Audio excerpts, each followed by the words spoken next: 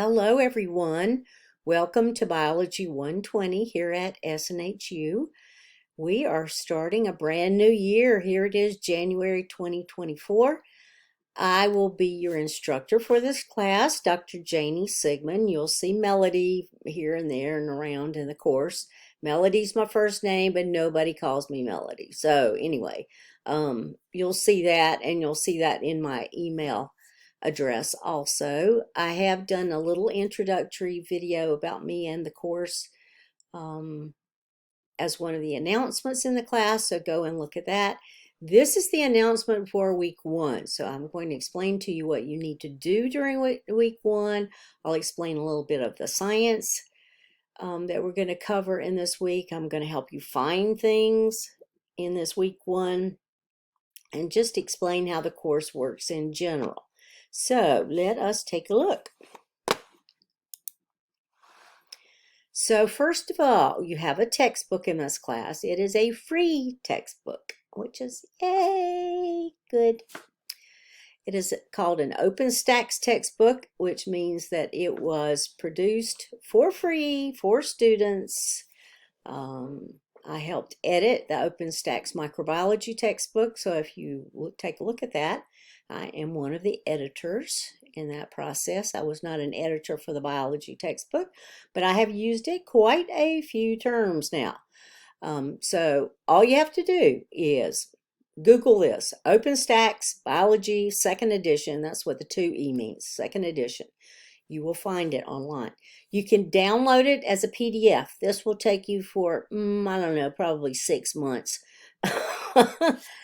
Sorry, to download that. I did that, but yeah, I don't know why I did that.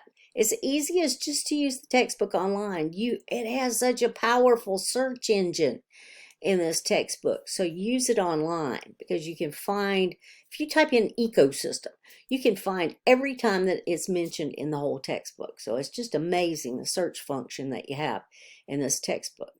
So for this week, you need to go and read chapter 1 in the textbook. Of course, this is an introduction to biology. Biology is the study of life and everything that goes along with that. And we're going to talk about that in a second. So that means that we have to have a definition of life. That's very important. Sometimes it's terribly important, and I'm going to mention that in just a second. One of the applications for this. But do read that chapter 1 in the textbook. Always skim through it first, right? You look at the headings, you look at the pictures to see what's covered in the chapter, and then go back and read the sections, okay? There are also 2 videos that are in the learning module for week number 1. So take a look at those. One's pretty good on the scientific process, but the other one on life, that is a really, really good video. It's about 10 minutes long. Do watch it because it's worth watching. And then you're going to read an article on giant viruses and how this figures into maybe adding another branch to the tree of life. I don't think I go along with that because I don't consider viruses living, and there are reasons for that, and I'm going to discuss that in just a minute. So then, you've read chapter 1 in your OpenStax textbook, which is a free textbook. There's no excuse for not having it because it's free and it's online. Okay, you're going to have discussion board posts this week. So discussion boards are where we go in and we all talk to each other. By leaving feedback, by addressing some questions that are asked during the week and talking to fellow students, talking to me back and forth. This is how we interact with each other through discussion boards. Your initial post is due by Thursday night. That is true for every week that you have discussion board posts due. Initial post is due by Thursday night. Your 2 response posts, which are also due every single week, will be due by Sunday night. So in this first discussion board posting, you're going to introduce yourself. So tell us about you. Where do you live? What's your living situation? Do you have any pets? Do you have any hobbies? Do you enjoy where you live? Are you in the military? What kind of job do you have? What are your interests? What's your major? What are your career goals, right? So tell us all about you so that we get to know each other in the course. And then how is this course going to help you in your new career? We will find as we do these postings that a number of you are environmental science majors, which is interesting. I was an environmental scientist once upon a time. And we're going to see how you think that a standard introductory biology course is going to help you in your career. Now, this should be, your initial post should be 1 or 2 paragraphs. If you write 1 sentence, yeah, that is not enough. There is no way you can put enough information in 1 sentence.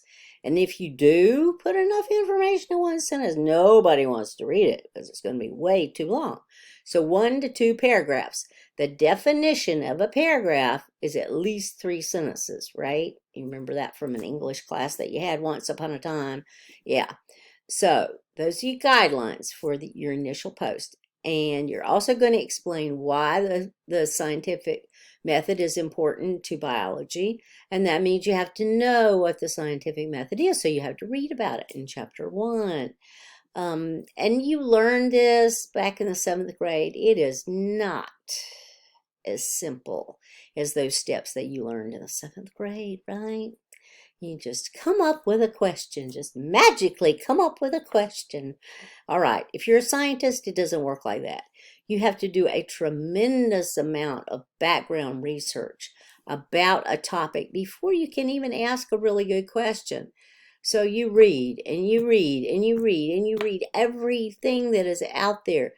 Old stuff, new stuff, everything in between. You read all about your topic so that you know it backward and forward before you can even think about asking a good question that you'll design an experiment to test.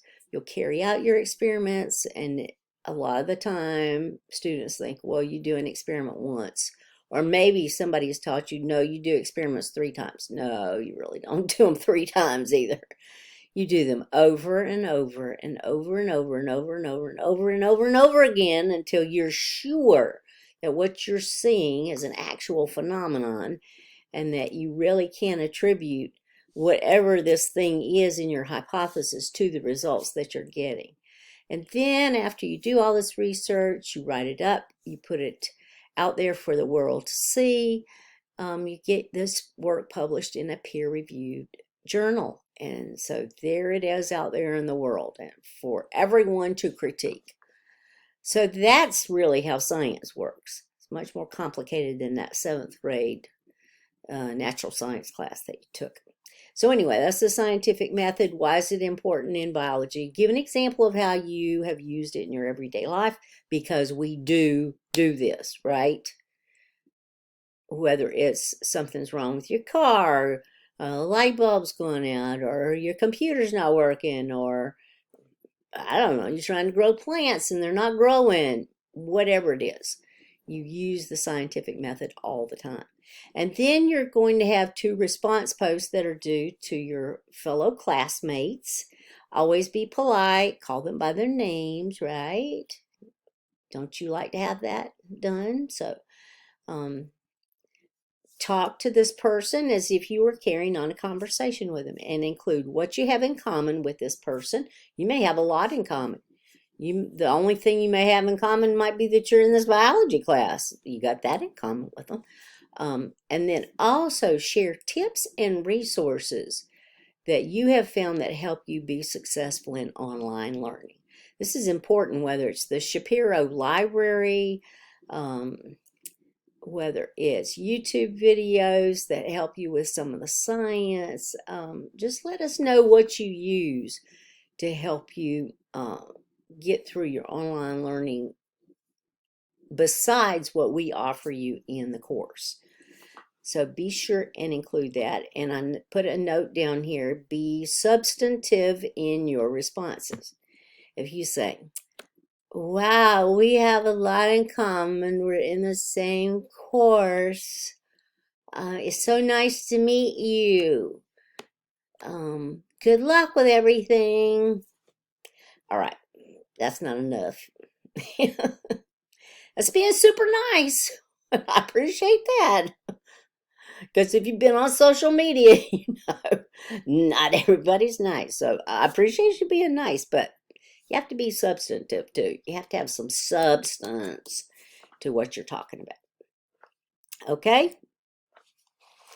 All right. Then what do you have? You have something called a journal entry. So journal entry is basically you reflecting on a particular topic, and we're going to give you that topic in Module 1. You're going to reflect on this topic and answer some questions and write it like an essay. That's what a journal entry is. So your journal entry this week is entitled To Be or Not to Be Alive. And so here's where that question of life comes in. What did we say biology was? The study of life.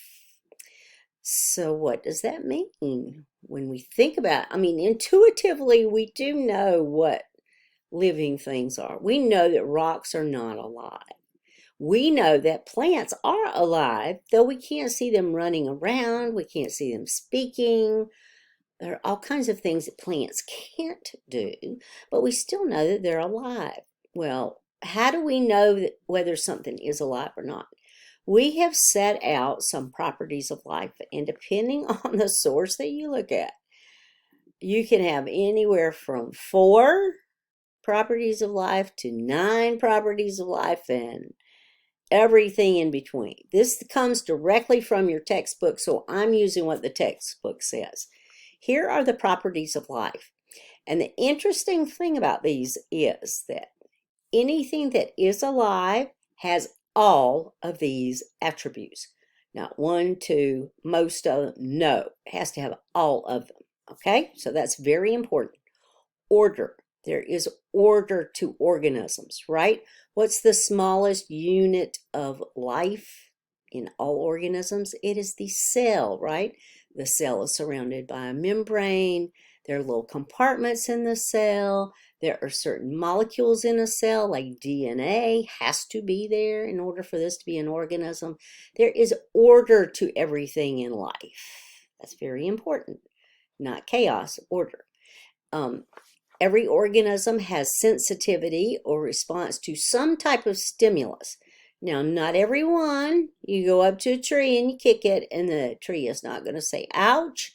It's not going to kick you back, unless this is the Wizard of Oz.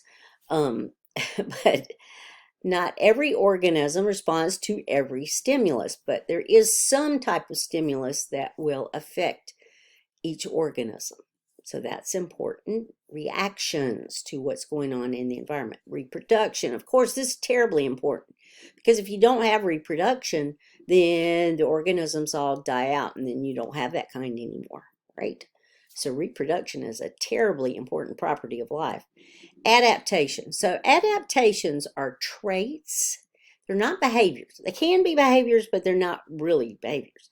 They're traits that allow survival in particular environments. So, for example, Arctic foxes, Arctic rabbits produce white fur during the wintertime when there's lots of snow, and then they have dark brown fur when there is no snow, right? That's an adaptation.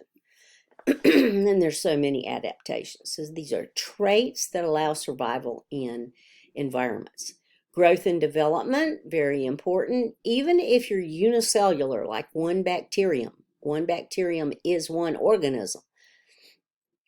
That cell still grows to the point where then it can divide.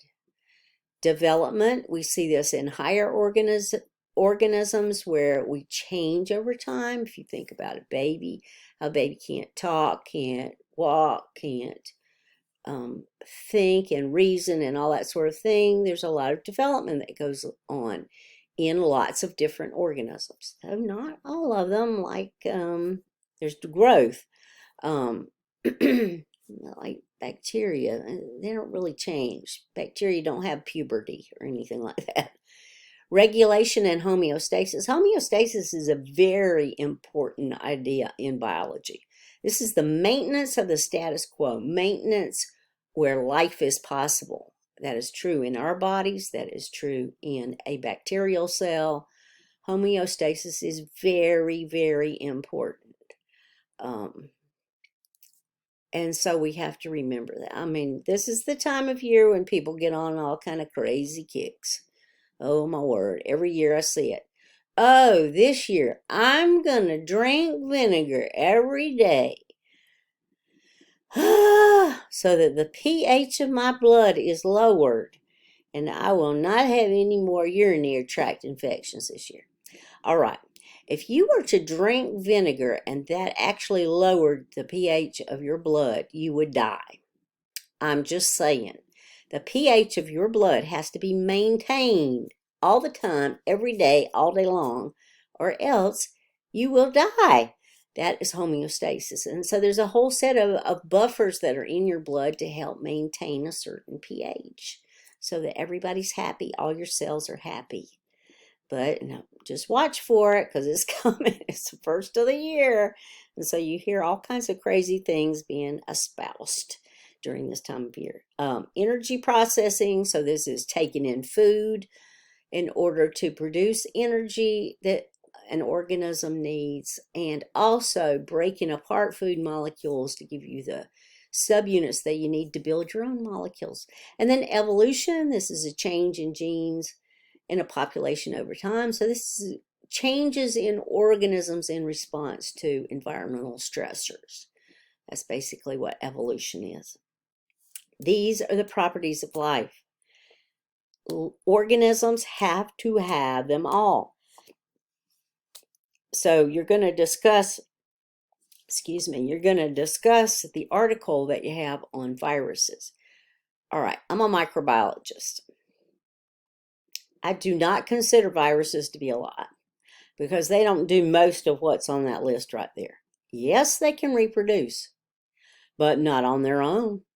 They have to take over a host cell and tell that host cell to make copies of the virus.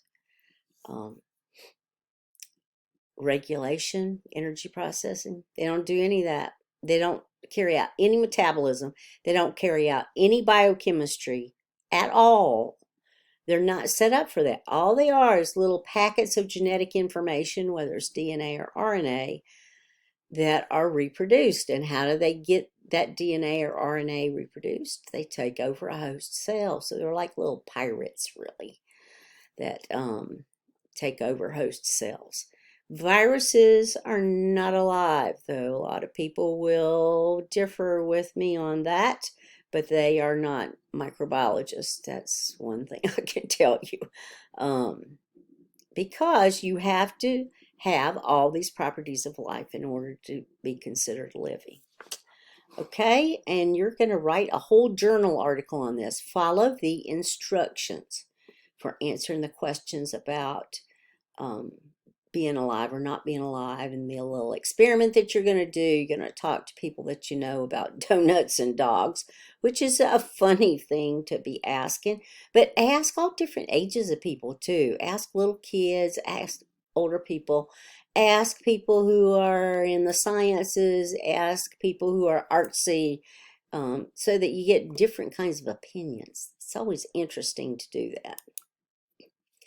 All right, and then finally, a couple of hints for Biology 120. Watch my videos and the announcements every week. Every week by midnight, 12:01 Monday, I will have a new announcement up for that week, and included in it will be a video, just like this one, where I give you hints and tips and tricks. I'll talk about the science. I'll talk about your assignments. I'll talk about resources and where you can go, where you can look to see what's up. So please watch my videos every week. They are important. I take the time to make these to help you out. So be sure and watch them and look over the announcements every week. Deadlines are important. Remember, Thursdays and Sundays. The only thing that's ever due on Thursday is that initial post for your discussion board. Everything else in the course is due before midnight on Sunday night.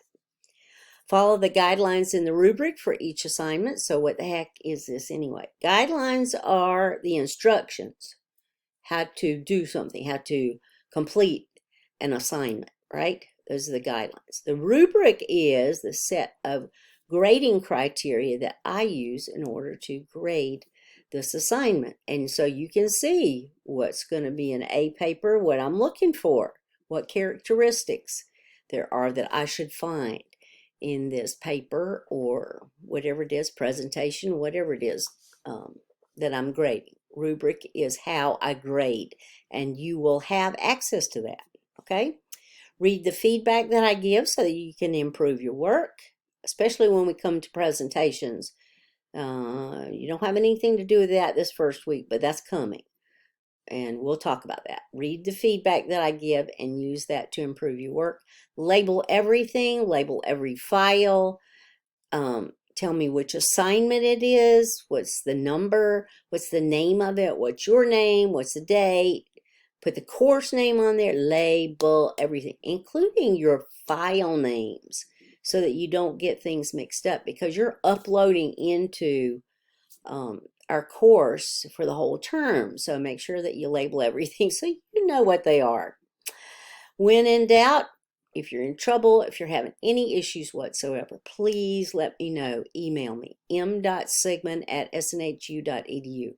I'm here for you. I always answer within 24 hours. I've never missed that deadline. Sometimes it's within a few seconds or a few minutes. So if you're having any issues whatsoever, please let me know. Just email me, m.sigmon@snhu.edu. Also on Sunday evenings, at least most Sunday evenings, I will have an optional online office hour. So feel free to stop in. They are not required. But if you would like to come and talk to me and discuss something or ask me questions or whatever, I will have those set up. You will see more about those the end of that first week, because we won't need one the first Sunday night. So be looking for those. I'll give you a link, and there's all different ways you can come in. You can open it up with your phone and just talk to me. You can go through your computer and open up your video camera so that I can see you, and you can always see me because I'm in there. So online office hours, optional on Sunday evenings. I'll give you more information about that coming up soon. With that being said, I'm looking forward to a great term with you in Biology 120. And if you need anything, please let me know. That being said, have a wonderful first week.